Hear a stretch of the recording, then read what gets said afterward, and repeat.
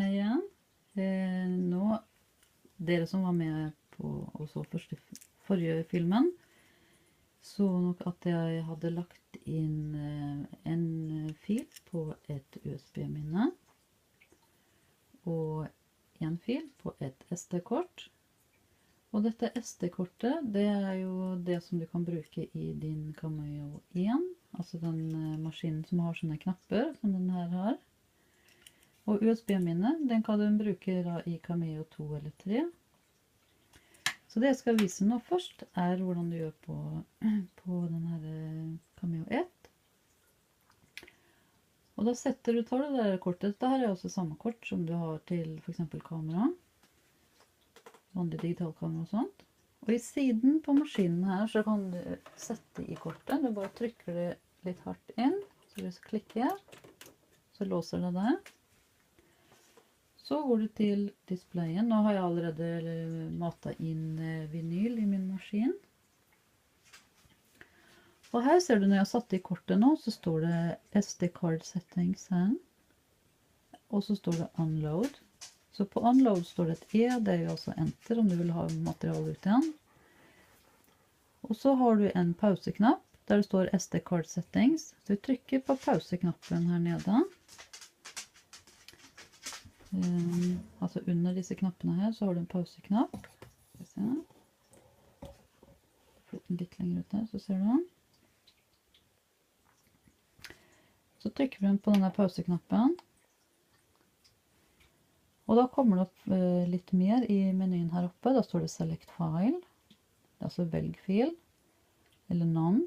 Eller cut. Eller settings. Så om du bare vil velge en fil, og så skjære den rødt ut, så bare trykker du på enter.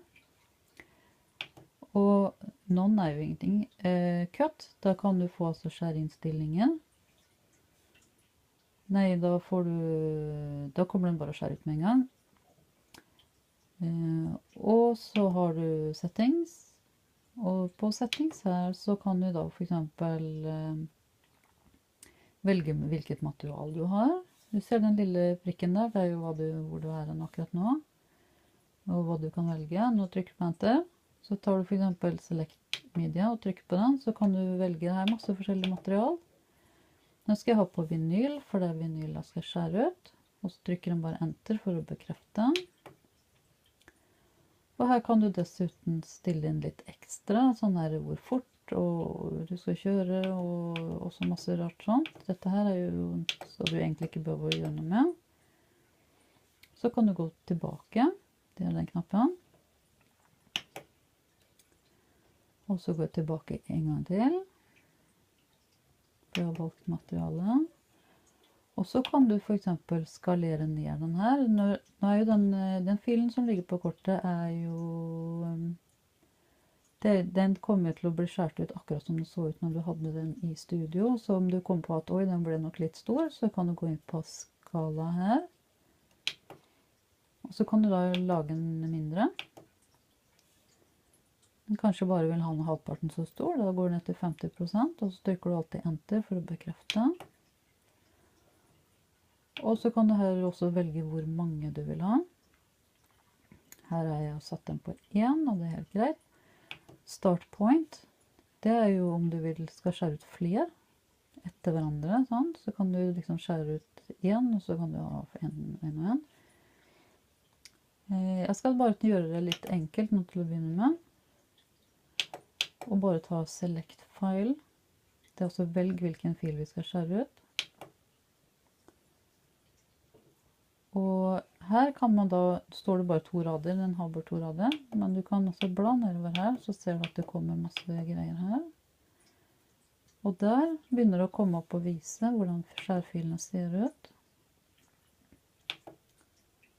Jeg hadde litt forskjellige greier. Og jeg skal ha den som heter anker, og det er den. Nå har jeg valgt at den skal være halvparten så stor bare, så nå kommer den ikke til å bli like stor som i programmet. Så når den svarte prikken er der, trykker jeg bare enter, at det er den jeg vil ha. Og så kan jeg egentlig bare gå rett ned til cut, og så la den skjære ut. Sånn. står det working.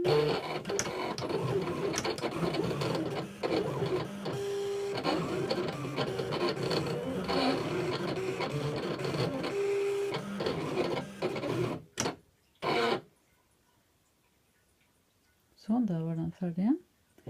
Men nå, nå kan du enten mate den ut om du synes at det er greit der, eller så kan du gå inn på kortet igjen, den her pausegreia, pauseknappen her. Så får jeg komme plutselig på at, oi, jeg vil nok ha en til. Settings. Og så kan du da ta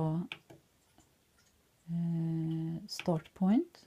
For eksempel, nå vet jeg at jeg har skjært ut en der, og så vil jeg at den skal begynne litt lenger bort.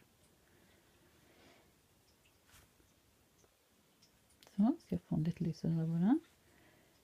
Jo, men nå har jeg skjært ut ankeret liksom der på papiret, lengst opp der, eller på vinylen. Og så vil jeg ha en til, og den vil jeg ha her bort, litt lenger bort. Da kan du ta og trykke på start point.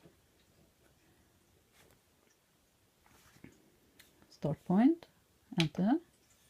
Og der kommer det kryss opp, og det er de 4 knappene som du har på maskinen. Og så trykker du på den. Se om du først kan se hva som skjer her. Når jeg trykker på den, så flytter altså hele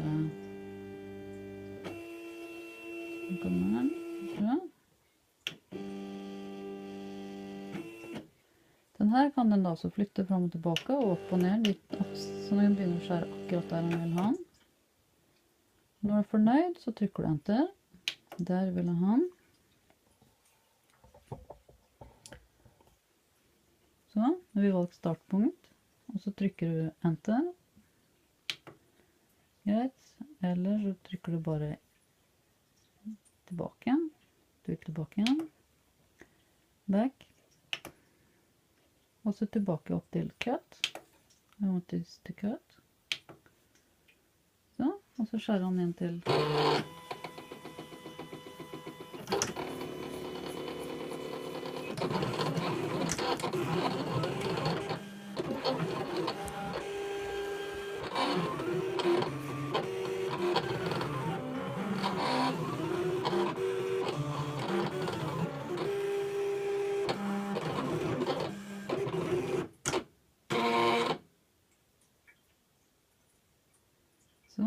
og der ser du at nå skar han ut en litt lenger bort, og så stopper han der, og da venter han nok på om jeg skal fortsette å flytte den mer.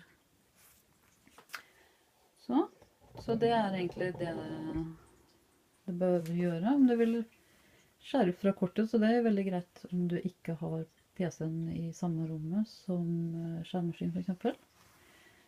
Da slipper du jo å koble de sammen. Så for dem du ikke har en Cameo 3 som er trådløs, så kan du faktisk bare flytte med deg filen til maskinen. Ganske praktisk. Og omtrent på samme måten så gjør man om man har en Cameo 2 eller Cameo 3.